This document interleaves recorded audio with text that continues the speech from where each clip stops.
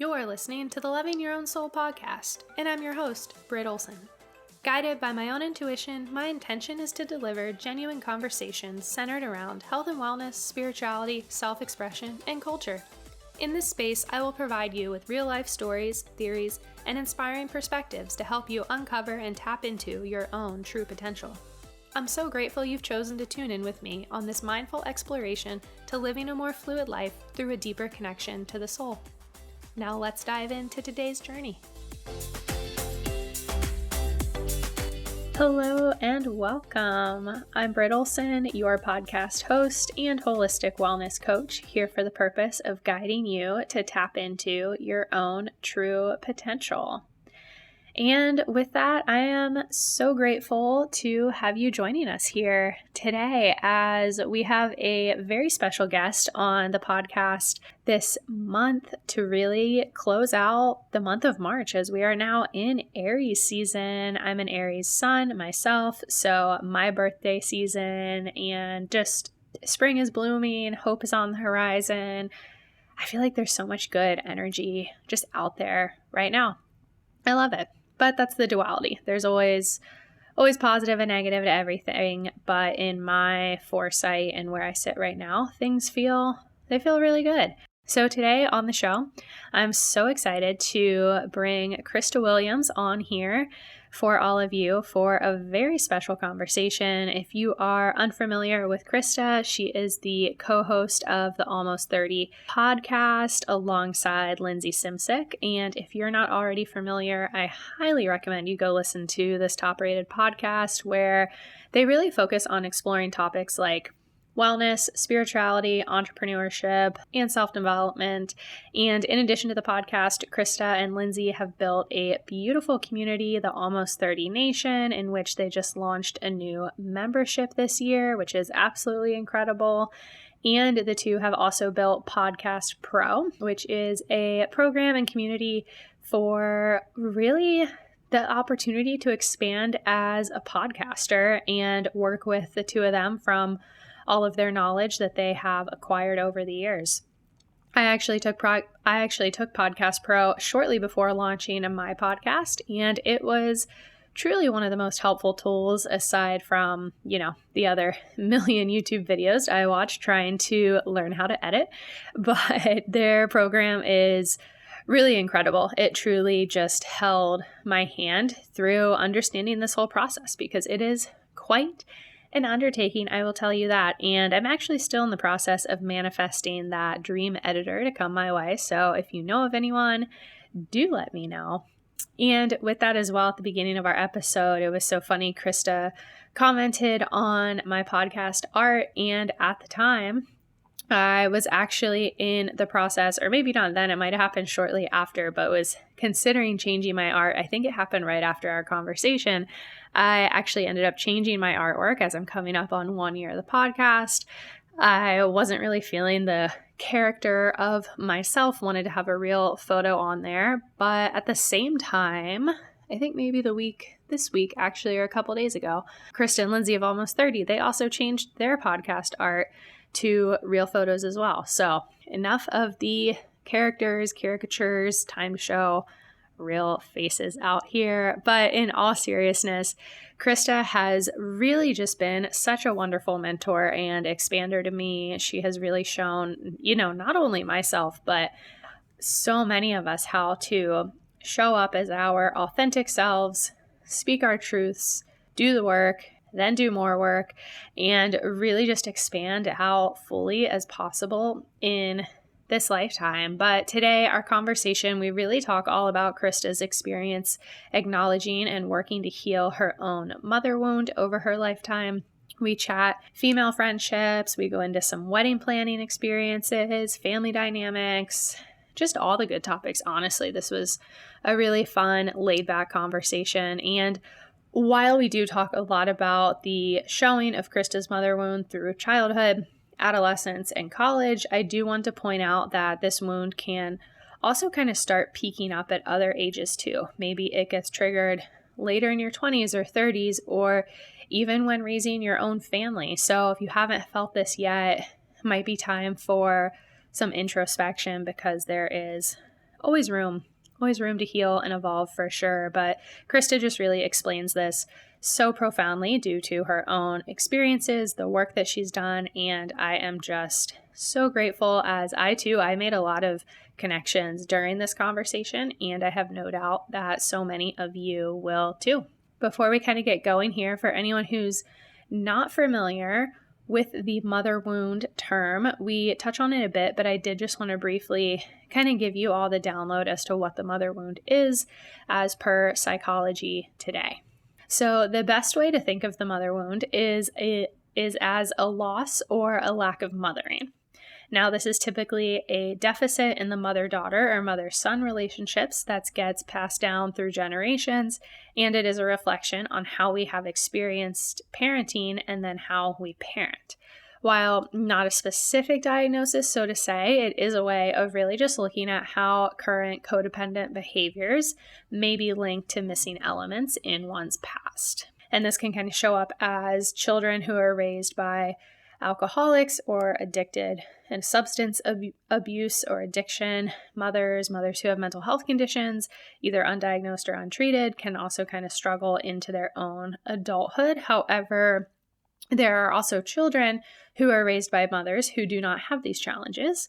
These are mothers who may provide for the physical needs of the children and even interact with the children in a positive way, but simply do not provide the deep love and attention that all children require. They may not have been necessarily abusive or neglectful, and they may have never engaged in negativity in their relationships with the children, but they were also always distant and less tuned into the emotional needs of their children. So there's really kind of multiple layers to the mother wound, but just because maybe you didn't experience, say severe trauma or abuse doesn't mean that there could still be something there that's just worth reflecting on.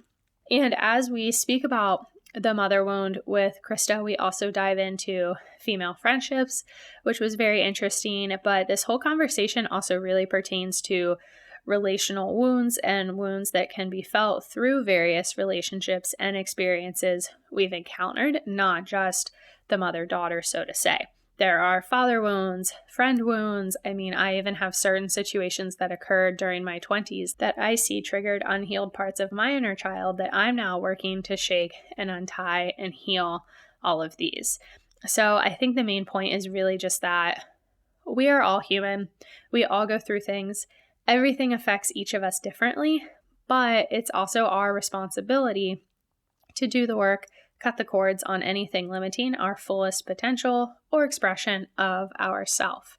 And before we jump into today's incredible episode, I just wanted to remind all of you that our March giveaway is closing soon, as you literally have 48 hours left to enter, depending upon when you are listening to this episode.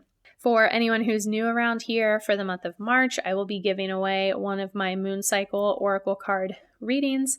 This reading is a 5-card spread that goes into guidance as to where your intentions may want to be focused in this next cycle, where you'll see your most growth, what's coming into fruition, what you're letting go of, and an area you may want to more deeply lean into. These readings are so fun and so insightful. I love doing them. I typically do them around the new moon, but you can really do them with any cycle of life or time period. They just really blow me away. So to enter for a chance to win March's Moon Cycle Oracle spread, all you have to do is subscribe, rate, and review the podcast, take a screenshot for proof that you entered, and then DM it to me on Instagram at lovingyourownsoul, or you can also email me your proof, lovingyourownsoul@gmail.com. And if you go a step further and feel called to share the episode or your favorite podcast episode on here on Instagram, do be sure to tag me or take another screenshot so that you can get an extra entry. Now, if you've previously entered a giveaway, you do have to re-enter for the month of March to be considered, but all you have to do is really just shout out one of our guests, tell us what you like the most about the episode, what you learned, your favorite conversation. Your review doesn't always have to be all about the overall podcast. You can always shout out our incredible guests and give them some love too. The winner will be drawn and announced April 1st, and then the giveaway will restart for the month of April, which is my birthday month, so I have something very special planned in April. And this is really just my way of thanking all of you for your support, love of the podcast, but also to further support our wonderful guests as well, because it's not always easy putting yourself out there. So again, if you are reviewing this podcast or any show, do be sure to always shout out the guests, name your favorite episode, piece of their story, etc. I know firsthand how much it means when you learn that your own story, experience, or vulnerability made a positive impact on someone else's life. And to that point, let's go ahead and jump into today's soulful conversation with the wonderful Krista Williams. Krista, welcome to the podcast. I'm so honored to hold space with you here today. I can't wait. I feel like I've just seen you go from idea to this beautiful creation, and your cover art is one of my favorite cover arts I've ever seen. Thank you. I think about it all the time. I'm I love Britt's cover art. So I'm just so proud of you. And not everyone moves forward with their intuitive hit to do something like this. So I'm just really proud, and I'm looking forward to talking to you today. Oh, thank you so much. Isn't it so interesting when we do really just lean into those intuitive hits, how the fire just literally ignites inside of us? I mean, even every time I go into an interview, my body just gets filled with goosebumps, and it's just that fuck yes, it just feels so good. I completely agree. And I love that. That's the best feeling when you're doing something that still lights you up in that way. And, it's interesting you say that, because this weekend I saw an experience where I realized that the fire, if it doesn't go out to create, it goes in, and it can almost be really toxic. I have a friend, this is a weird example, but I have a friend that has a beautiful clothing company. It's a sustainable clothing company that she started recently. I have another friend who wants to start it. They don't know each other, but they were introduced to each other this weekend at a dinner that we had. And the friend who hasn't started the company, I could tell, and she even noted that she was just so jealous and that she felt a little off. And I was realizing that because she hadn't put out into the world what she had wanted to create. And then seeing someone that had created something what she had been dreaming of creating for so long, it's if that fire or that thing isn't expressed, it's it goes internal and it goes inward. And then we get jealous, we get envious, we get insecure, we get all these things. It was just a really beautiful moment to think about that for her. And then also for my life too, how does that show up for me when I'm not really expressing or, letting release or go that beautiful energetic fire or that excitement that we have in our lives. Yes, I feel that so much. Such a fun process being a human, that's for sure. Sometimes fun, sometimes tiring. Yeah, absolutely. Well, this morning, so I was actually just listening to you and Lindsay's latest episode with Bethany Webster, with the author of The Mother Wound. Unreal. Holy shit. Yeah. I still have 30 minutes left of it because I had other things pop up that I can't wait to finish. But wow. I mean, that episode unlocked so much inside of me. To these listeners listening right now, highly recommend it over on Almost 30. It was beyond powerful. Yeah, it was one of the episodes I haven't felt like that in a year, maybe longer, about, our episodes are so powerful, but that for me just was the most resonant of anything that we've done. And Bethany just has this gift and this power to connect things that I've actually never had connected before. For anyone listening, so we're talking about Bethany Webster, who wrote the book called Healing the Mother Wound. And I had actually done my own mother wound healing work probably a few months before, maybe 5 months before her team sent us her book. So I'd never heard of her, but there's a general term in therapy that's called the mother wound. So I was doing my own mother wound healing, but when I found her book, it helped put so much context to my life and to my relationship with my mom, and to how important that mother relationship is. And when we think about it, Bethany describes it as the mother wound and its healing is really the linchpin for all areas of our life, for all healing, because we're actually created in our mother's wound and womb. And in the second trimester, we are actually ingesting in a way, or we are being created with her emotions and her feelings. So thinking about how intertwined that is when we're actually created in this person's womb, and all their hormones, all their emotions, all their DNA actually lives inside them and then is created inside you.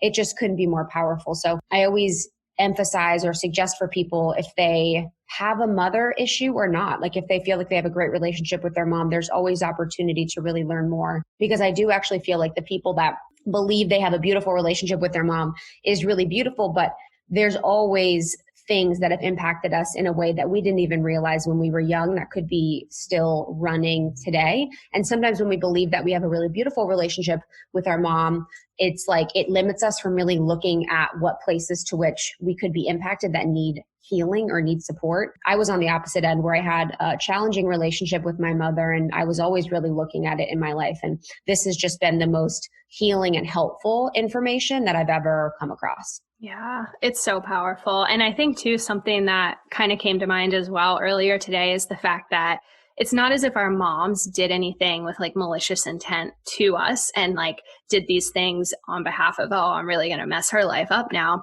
It's all just per their own experiences and doing the best they can and what's happening in their lives. We're just experiencing it and holding those pain bodies along with us as well. So any moms or anyone out there listening, I know you're getting married soon. I just got married in 2019 and we'll be starting a family. And for like a little bit, I kind of had this pressure of myself of like, oh my gosh, I need to make sure my children never have all these, just pain bodies and things that I've experienced. And then I realized that it's not that. It's just living life, but then having these tools and resources and understanding things like the mother wound to be able to really unlock them and go through our own healing process. Yeah, that's a huge point. And I think it's really important because, with it, you never want to shame the mother. It's never about shaming. It's never about pointing fingers. And it took me a long time for me to record my solo episode, which was my personal journey with healing the mother wound, because I wanted to make sure I was in a place of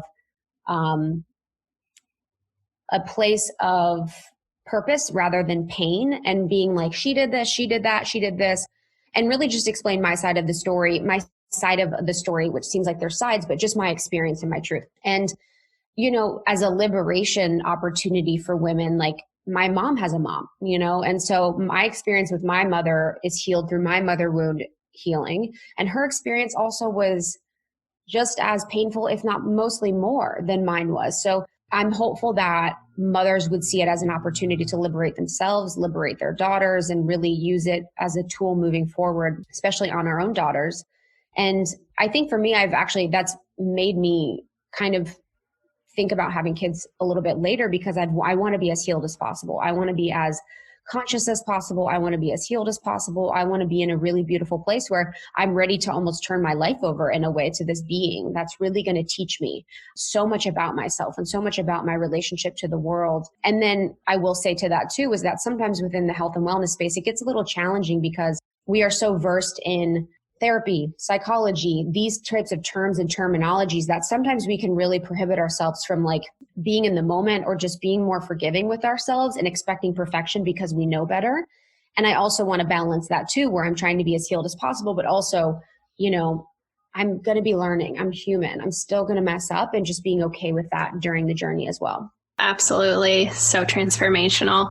Well, I'm so excited to really jump in here today about going kind of through your own healing process with the mother wound, because I really found that solo episode that you did to just be so empowering and transformative as well. But to kind of help the listeners just connect a little bit deeper into yourself, your stories, their own stories, I would love to just kind of better understand what your relationship with your mom look like, or in what ways was there trauma kind of within that relationship?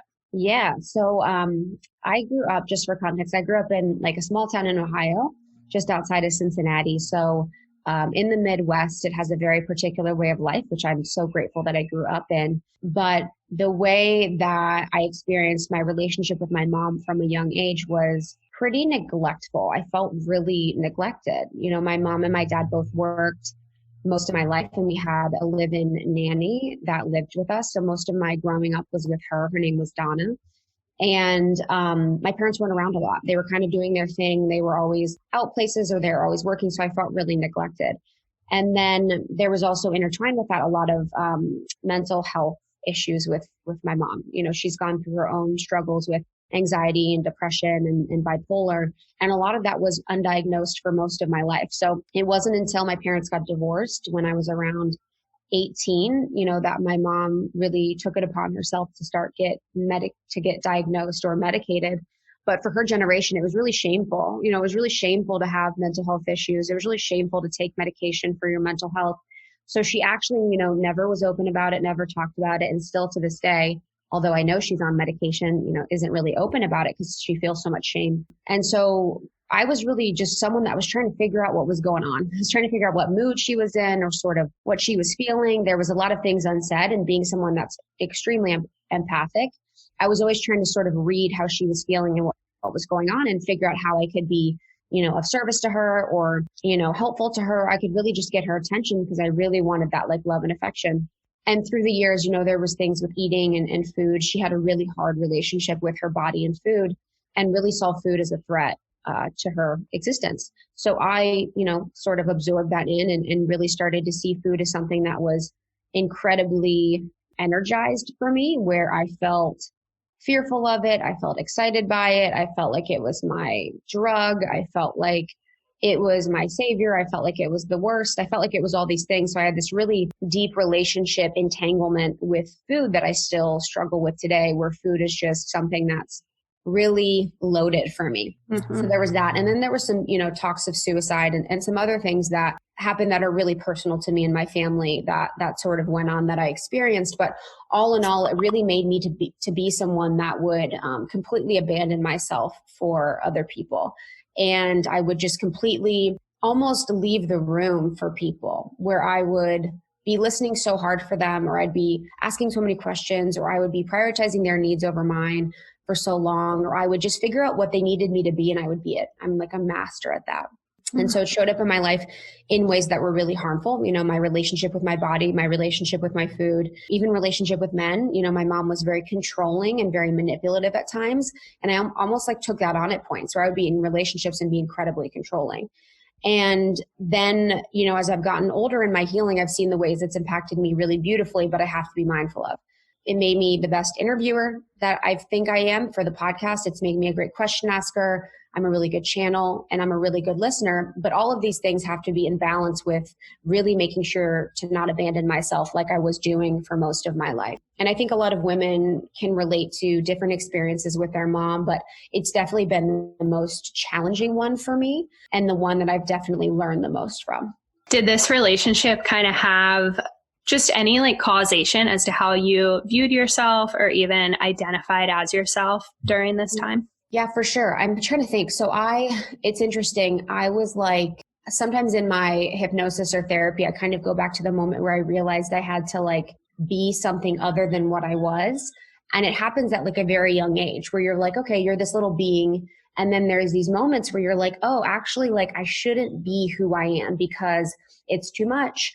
It might scare people. It might, people might abandon me. People might not love me. So at a very young age, I realized I had to be this like thing. And for me, that was someone that was my mom, that was really based on what my mom valued. And that could be the same for a lot of women. You can think about what was like the value system of your mom or in your household growing up. And you can really see how you took on those values that might not be a fit for you. And for my mom, that was someone that was like really obsessed with how they looked and their weight. And then that was someone that was really obsessed with like even status and money. She was obsessed with status and money, and someone that was just like perfect. It was like the perfect thing. So throughout my life, it was like just kind of in and out of disordered eating. I don't know. And I've never thought about how intensely that came for me, but that was on and off taking diet pills. That was on and off with trying different diets and trying different ways to change my body. And then for the appearance, it was just a focus on my appearance from like a very young age. So that was shopping a lot for clothes. That was like really spending money on things that like weren't really valuable, but what I thought were valuable from like a materialistic perspective.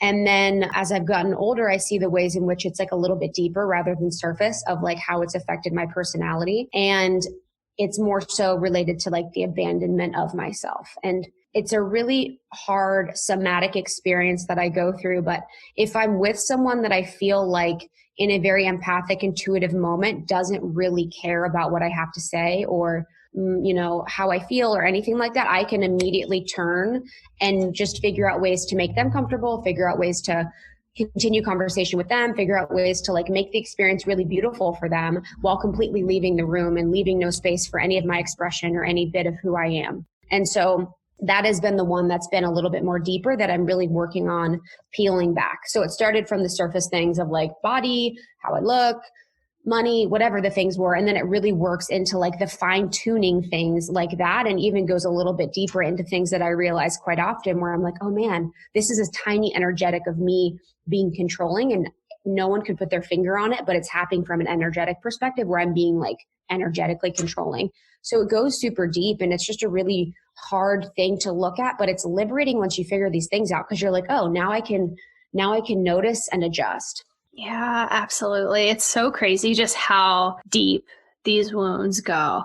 I mean, so deep. I uncovered for myself recently, kind of similar with just that, not feeling heard and not being listened to as a child, and how that has really been the catalyst of just everything, including to disconnecting from my own voice, being that people pleaser when I get into those uncomfortable situations, just really wanting to, okay, how can I control this? So I resonate with that so deeply. And I've really been on my own journey here recently of really trying to refine my voice and really tap into that true voice that I had over time just conditioned myself to really quiet out of fear of not feeling heard, and then in return feeling abandoned, and still have a lot of dialogues with family that gets triggered. And it's just wild how deep these roots really do sit inside of us. Totally.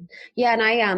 And I'm sure you feel like this too, like you have this wound, but right now it's like you're exercising it now. Like you're kind of working against it. Like you're sharing your voice, you're sharing your truth on a podcast, which is so beautiful to think about how you're servicing yourself and your inner child by doing this. And, I still lose myself most of the time on my phone with my mom. And that's something that I'm working on doing, is not completely abandoning myself every time we have a phone call, because it feels like the same old thing. So it's really like, for me, been working as much on my own independently outside of our relationship. And then hopefully at some point feeling like I can just move closer and closer to showing up as the person I am today, rather than like 10-year-old me that's like on the phone at that time.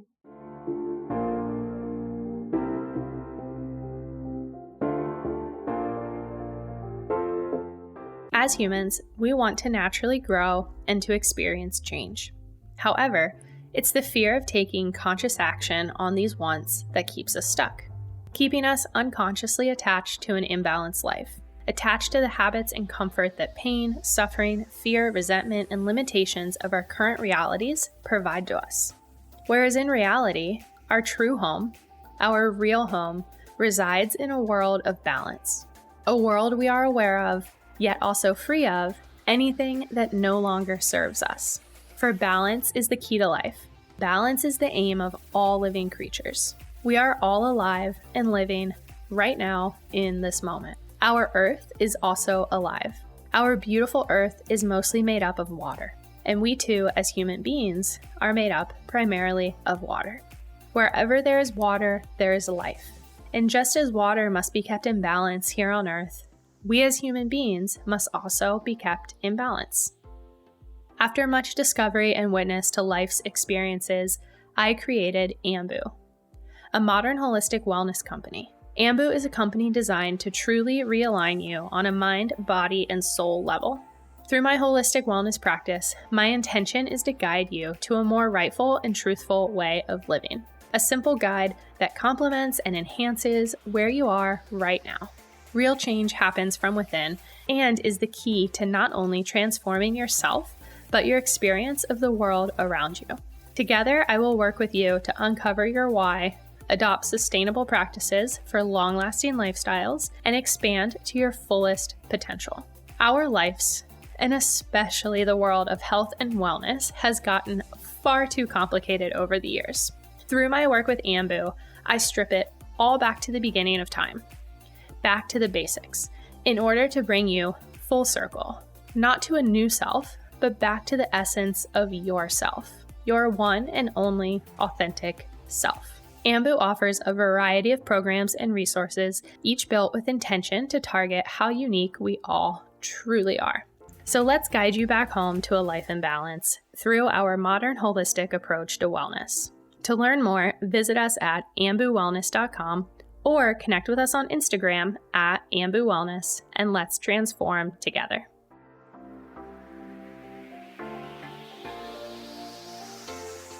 How long would you say have you been consciously kind of trying to heal this mother wound, or when did you kind of come to terms that it was time?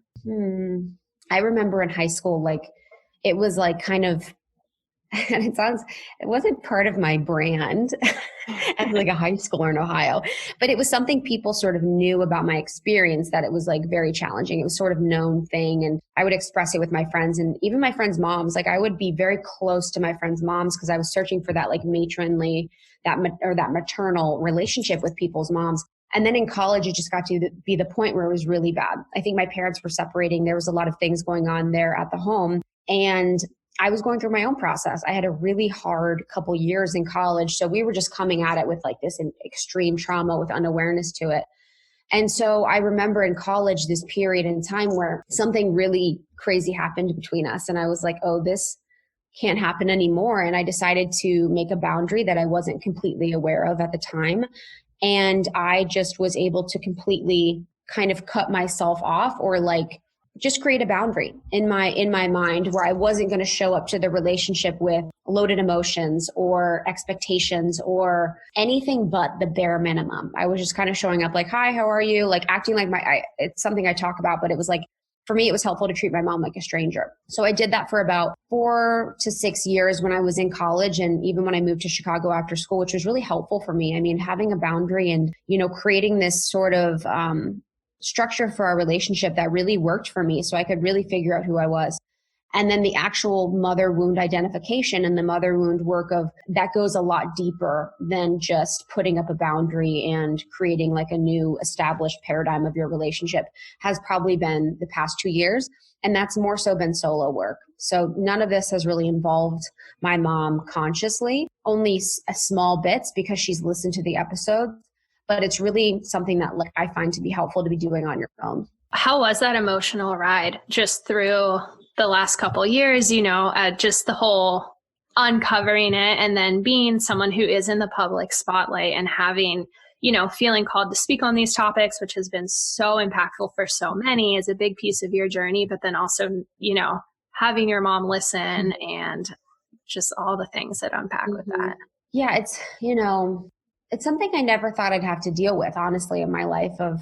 I've always been someone that spoke my mind for the most part. It's like an interesting dynamic that I have where I'm very much can abandon myself for others, but I always have the side of me that's like always going to speak my truth as much as I can. So she first heard about, or I actually called her the day before I was going to release the mother wound episode and just said like, hey, there's an episode out that I'm sharing about our relationship and about what I've done that's really helped heal my experience in the relationship. And, in all of these conversations, and especially that one, she doesn't really have much to say because it's unfortunate, but I think that generation doesn't really have an emotional context to speak to a lot of things. So they feel, but there's not a lot of ability to express what they're feeling because they don't have the vocabulary that we have. As an example, we've learned so much over time, like through podcasts and through the internet and all these things, that like if someone told me that, I'd be like, okay, thank you for telling me. I really appreciate it. I'm going to have a listen. I'm not like, I'd love to know this. I'd love to know that. And you'd be able to like help yourself digest and understand things. But for a generation like that, they really take things at face value and they really don't know how to digest or understand it because they've never been taught the context to do so. I think she took it fine. And she said she wasn't going to listen, but she eventually did end up listening, and she talked to my sister about it, which was, I'm sure, really healing for her. And she actually found the episode to be really healing. We haven't talked about it, us too, which would be really hard, I'm sure, for both of us to actually kind of face-to-face that conversation about it. But it has been hard for her, but it's also been healing for her as well, because she didn't understand or see that, her relationship with food had impacted me so much, and how she treated and talked about her body impacted me so much. So it's actually helped her to see herself a little bit more clearly, which is a really beautiful thing. But, all that to say, I'm not saying that everyone should be talking about this stuff publicly or sharing their story with it. It's very nuanced and it's very delicate, and it could really hurt someone's feelings if they're not ready. I just feel like I felt healed enough in my truth to speak to it. I felt like this was something that had changed my life and I wanted to share with our listeners and I wanted to share with our community. And I was going to do it in the way that was most mindful as possible. And this was a really just a true thing that I had to do to prioritize, myself. Yeah, absolutely. I think that just speaks volumes to who you are as an individual on a soul level, and then also where you are in your healing journey. I was just having this conversation recently about putting ourselves out there publicly and things like that, and how important it is to really not share those pieces of our journey that we're not ready to share yet, because it can almost be so much more harmful to ourselves, really, if we're not in a time and place for that space. Yeah, that's huge. I'm trying to think if I've definitely done that. I've definitely done that at one point. I can't think about what point, but I know that I have for sure. It's hard to think, but I think about that all the time. And it's such an interesting thing because there's two sides of it. And I was talking to Milana Snow, who's one of my best friends. She's been on the pod a lot, about this the other day, of how we really don't share until we're feeling fully healed or grounded in it, which is like really the goal, I think, to be less reactionary and more just aware of what you're saying and why you're saying it. But then also it's kind of stinks because sometimes people are like left out of the beautiful mess of the process, where it's like, oh, they're seeing like the end story where it's like, all is well. I have healed my mother wound. I'm aware of my mother wound, like peace and love. And they're not really able to see how challenging it is through the entire process. So there's such a catch-22 to both, where I feel like both are really needed. So however people feel is best aligned for them to share, I think is best. But the reason I guess I always say to share once you feel more healed or in process is that you want to be less attached to the emotions that sometimes could be fleeting with things. Like when you go through any healing, like you're angry, you're sad, you're depressed, you're anxious, you're all these things. And when we're kind of sharing from that place of the emotional response, we're not really sharing like the truth of it all because it's more so based in fear rather than like love. So it's often like basically you have to wait till the integration of the love point where I'm like, oh my gosh, I love my mom for doing this to me. I love, these parts where it feels a lot better for both the person saying it and the recipient. Yeah. Talking about the emotions and things like that, I would love to kind of just better understand from you what that, emotional scale looked like on your end, especially just from like an inner child perspective and even kind of changing the relationship to seeing your mom as a friend. Was there any sadness that kind of came with that piece? Yeah, for sure. I don't know if I see her as a friend still. I see her as just like a soul guide. She's like just a soul guide for me and I am for her. But I think the spectrum of the emotions was mostly like went from when I was very little. I was actually like depressed when I was very little. I had this thing called the feeling, and that was depression when I was very young. And that was when I first learned to like abandon myself. And that was when I just was first really like grappling with the intensity of the emotions at the home. So it went from like this deep depression. And then a lot of my high school years was like rage, where I was like freaking full of rage. I was happy at school and I had friends and I had all these things, but I just had these intense periods of being so angry that it felt so unfair and I felt so frustrated. And I think in that period in time, I don't know if you can relate, but all of the media, I felt like portrayed mother-daughter relationships as like best friends. They go shopping together, they do all these things. So I felt frustrated because I felt like everyone had this beautiful relationship with their mom that I didn't have and that I was missing. And this was really, the high school was also the most intense period for her mental illness and for the experience that we went through as a family to happen. So it was a lot of those things. And then in college, it really turned to complete, like, not shutting it down, but it went from like unattachment. Like I was just kind of like, whatever. I really had just kind of checked out from the situation and just totally didn't care. So I was kind of coming off of the rage the first couple of years, and then just was like, whatever, don't care, sort of shutting down my emotions and feelings, not really allowing myself to feel. So in the past years of the healing, it's really been coming back to the inner child of like how lonely I felt, how like sad I felt, how like depressed I felt. And then probably at some point we'll have to work through the feelings of like frustration and rage and anger. But I'm someone that, because I'm so versed in the language of self-help and personal development, sometimes I skip my process of actually feeling the feelings and I'll be like, well, I am grateful for this. And I actually haven't fully gone through the process to relive depression, to relive grief, to relive the rage and really process those through my body to release them. So I actually have to always bring myself back to feeling those feelings, whether that's in therapy or Reiki or as much as I can on my own so that they can truly release from my body and it's not just like a mind game. Absolutely. I was going to ask you what kind of healing modalities you found to be the most impactful throughout this journey. I think the book Healing the Mother Wound is a really helpful place to start for folks. And then I've been doing EMDR therapy and somatic therapy with a therapist here in Los Angeles for about a year now, a little over a year. And I find EMDR to be incredibly helpful. I'm blown away at how helpful it's been. And then I also do Reiki with someone in Los Angeles named Laura Elliott Healing. And it's really beautiful because with her, she does a lot of screaming. She does a lot of like kicking. She does a lot of like getting that anger and rage out, of your body because it's like stuck. So I find that to be really helpful too. And then I used to do something called The Class here in LA. It's a workout and it's like a dance type workout by Taryn Toomey. And I found that to be incredibly helpful as well. But I think for anyone, theirs might be a little different. It might be screaming into a pillow. It might be, just like plant medicine. There's a lot of different ways in which people can really heal. And I think trying what's best is best and really being open-minded because I've tried things that didn't work for me, but work for others. And I've tried as much as I can to really just support myself and be curious about it. Yeah. Curiosity is so key because it's really not like even the first thing you're going to try may not work. And it's just really, it's an exploration in and of itself of finding the right modalities that really hit home to you. Totally. Because curiosity is like it's like a, not intention shift, but it's just like a perspective shift. It's like if you go to a healing and you're like, I'm curious, like, will this work?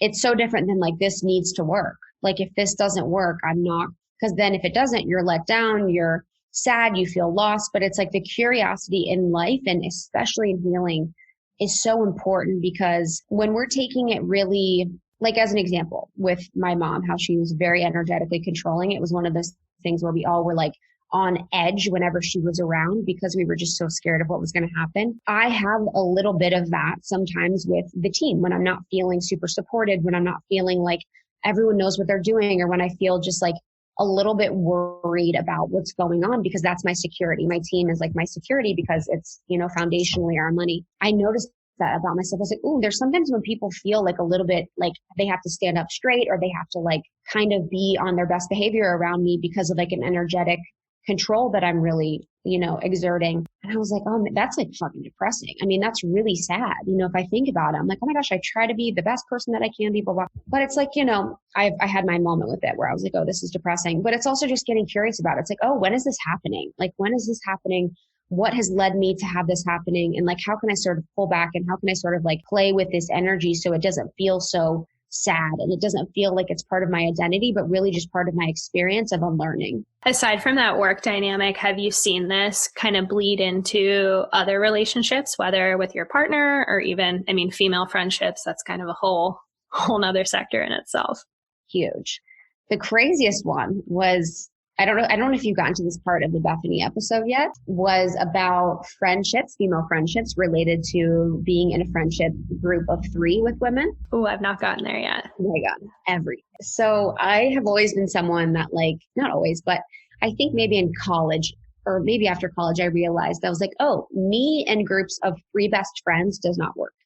I've tried to have it in 8th grade, 9th grade, in high school, sometimes in college. It was me and 2 other girls being at 3 as best friends. Does not work. And it always ended up terribly. It always ended up whatever. I never felt comfortable. I never felt safe. I always felt like someone was talking bad about me, or there was always like, I thought people were going to turn on me. It was like a very weird experience that I had that I thought I was alone in. And she said something, Bethany Webster, on our episode. She goes, I had this business opportunity with 2 other women and I was working with 2 other women and I felt so uncomfortable. And I realized that the reason why I felt so uncomfortable was that these 2 women represented my mother, and the one person was my mom and the one person was her inner child. And whenever I came to my mother, there was her and then there was her inner child acting out. So there was times where her inner child wanted more attention or her inner child wanted more love, or just like the experience of confronting the unhealed inner child of a mother. Being a child feels very uncomfortable because who's going to get the love? Who's going to get the affection? Who's going to get the attention? who's going to, be seen as the priority. It's kind of a conflict of interest because this inner child needs to be supported just as much as the actual child that exists on earth needs to be supported. And so I realized how much this element had played out in my life in female friendships, and especially female friendships of 3, where it had just blown up. It was like someone said something or something. It just was this place of untrust and uncomfortability where I felt completely uncomfortable and I just didn't know why. Like, why? And so now I can see how that plays out even with female relationships that I have where women are less integrated, I guess. And if they're Geminis, sometimes if they're Geminis, I'm just kidding. But if they're less integrated and there's that opportunity for like the unintegrated part of them to be shown, sometimes it makes me uncomfortable because I'm like, oh man, what else are they going to do? Like, are they going to, is there going to be another experience here that's happening that's going to make me really uncomfortable? So that is just one of the many ways that, this has really shown up in my life. But that's like always my favorite story to tell because I feel like so many women have that experience of the women group of 3 that's been really challenging for them. So many. I mean, that just brings so many memories and things. And I think it's something that we can all relate to. Even thinking of like, a group of 3 that I've been friends with, I feel like each individual person will relate to that relationship differently, but then almost symbiotically, but in its own experience as they kind of transform together. Totally. 100%. And I think that's all women. There's something about 3 too, where it's almost like one woman has to be picked off. Yes. I think it's like also historical or like evolutionary, where it's like one woman needs to be picked off and you could only have, it can only be 2, like a bonded pair. I don't know. It's just a very fascinating thing, the way that we interact with women and how powerful the healing can be, but also how fucking hard it can be, to be in relationships that are deep and vulnerable with women. So hard. And I think that 3 as well is that there's typically always going to be something that 2 are going to kind of agree on together, and then one's going to be left out. And then maybe that might rotate again, but it's like, no matter what, there's always kind of a solo girl out there standing, feeling super insecure, feeling all the emotions. 100%. I mean, that was like, I'm sure for you too, that was my whole middle school experience. Yes. It was like, dude, torture, absolutely torture. I was home for the holidays over Christmas and I was found like one of my journal. I'm like, oh my God, I remember how much torture this was. Like being in a friendship group of 3 women total, where you're just like, who was mad at who this week? Who was talking about it? Who's telling them? It's just miserable.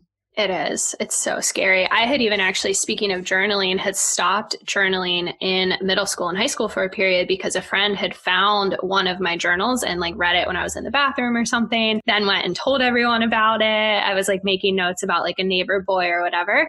And then from there, I then became petrified to even journal. And it wasn't really until college that I started journaling again, because I was like, this was my safe space. And now at such a young age, somebody's now found it and put it out there for the stupid network to hear about it. Traumatic.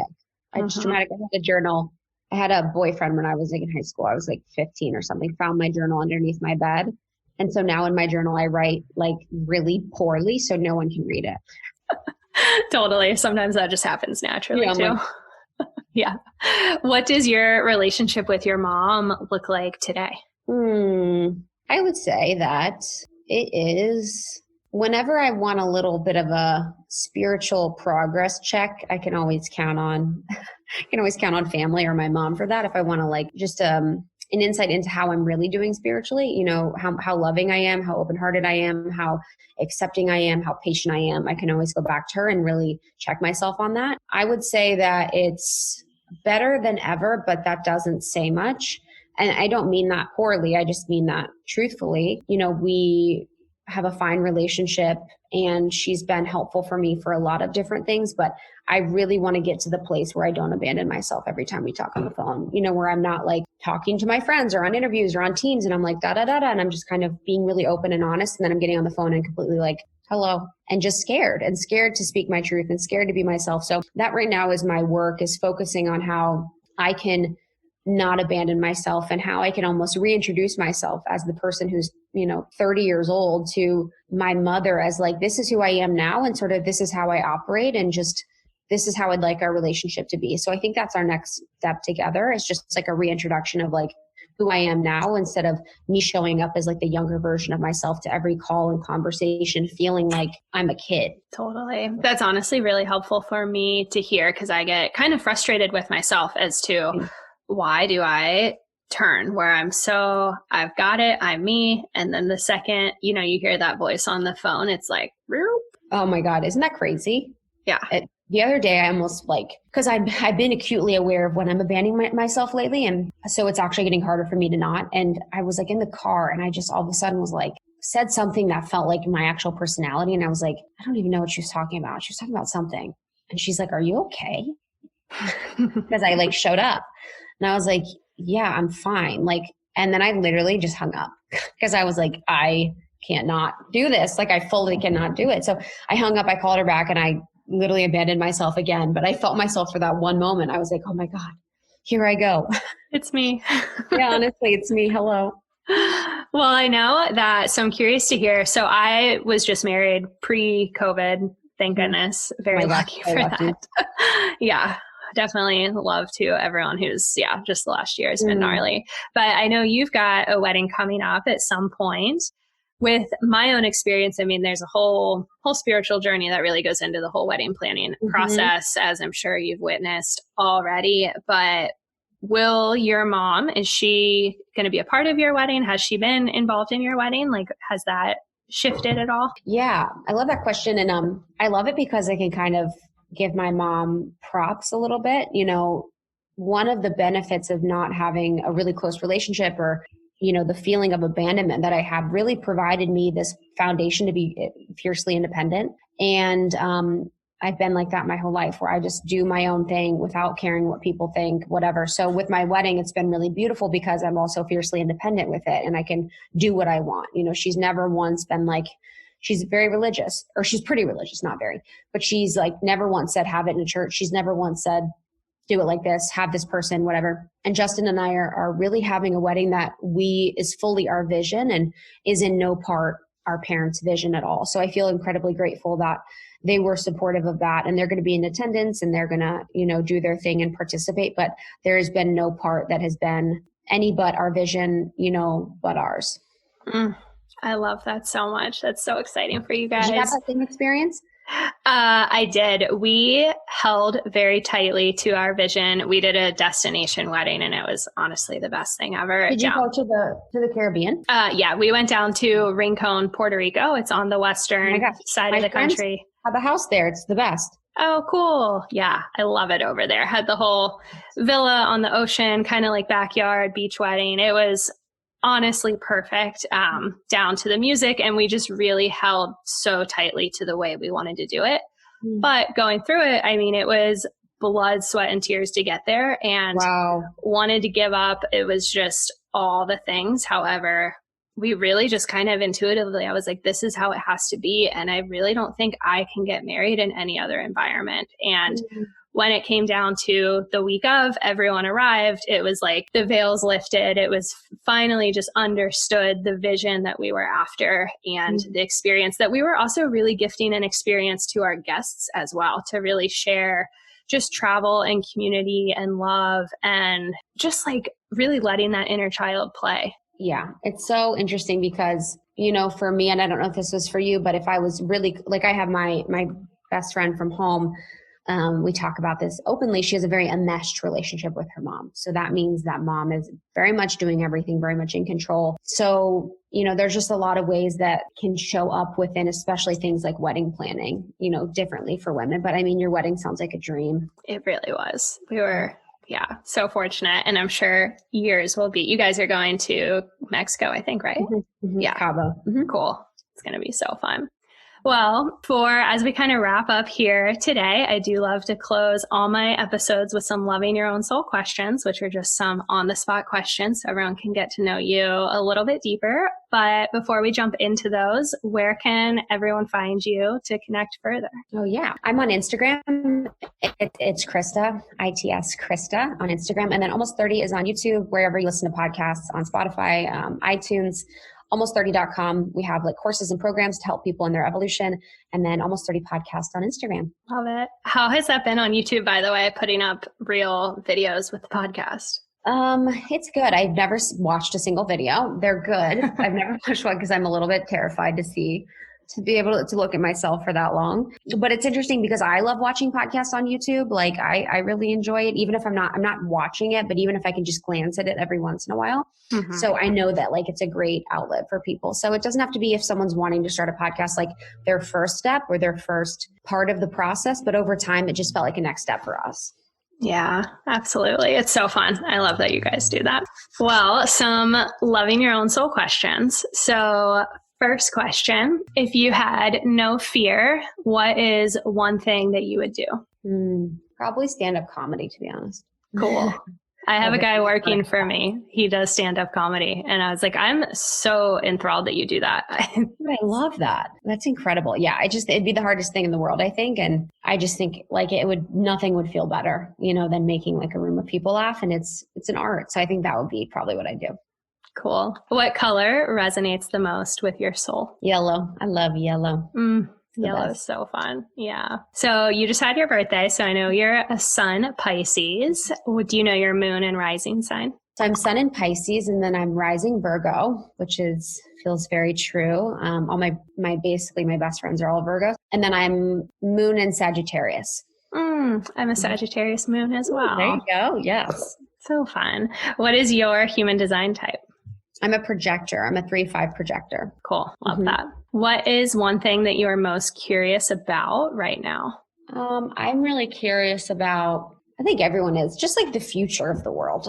Like I just am like, how long can it go like this? And I don't mean that negatively or positively. I'm just like, how long are we going to go like this before we're able to live more free, we're able to live more close to nature, we're able to honor Mother Nature, we're able to live more in community. Just like how much longer are we going to like suffer through the agendas that really create so much division and create so much chaos and really remove us from ourselves? Yeah, I feel that so much. I mean, just even looking, it's like, okay, 30 years down, in 30 years from now, what is it going to be like? I know.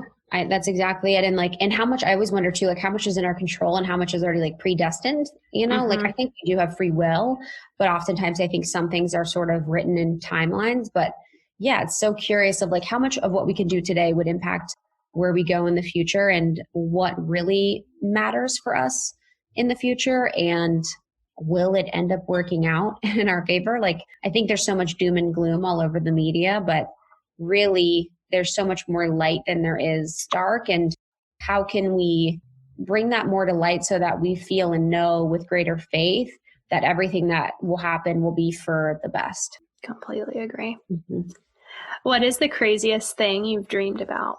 Oh my gosh. The craziest one was one time I had a dream. I was in this like very ornate castle building place and I was going around all these steps and I finally reached this room. And it was a room of like 30 people and they were all working on a computer. And when I walked in, they all looked at me and they were like kind of weirded out to see me. And then when I walked up to their computers, I realized that they were different parts of my subconscious.